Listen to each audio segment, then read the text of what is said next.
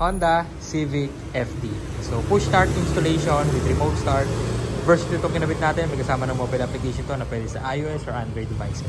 So maganda yon if ever mawala tong key fob nyo, masira, malubat during the travel, may backup kayo na pwedeng gamitin. Okay? So remote start na natin, press 3 times lang sa lock button. 1, 2, and 3, start na. Okay? Tapos trunk release, meron na rin to.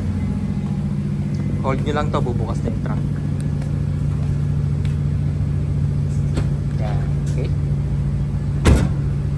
Tapos pasok tayo sa loob, pakita ko yung push start button na kinabit natin.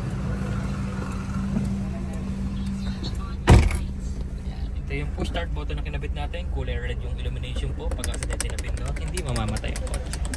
Okay, then matic transmission, park luggage, tsaka handbrake. Kapag naka-driver naka-reverse, hindi siya mapapa-start.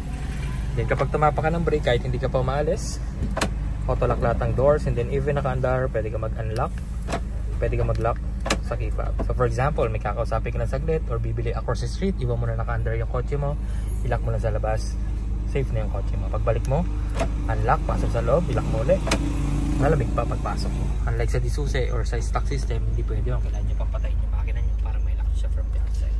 And then kapag nakarating ka na sa location mo, gusto mo patayin, nakakamalag yung brakes, ang pindot, patayin na yan. And then yung tsura ng button natin kapag nakapatay.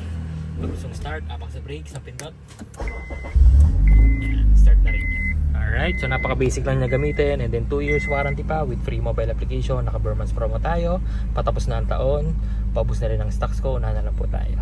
Alright, so maraming salamat sa inyong lahat. Bye.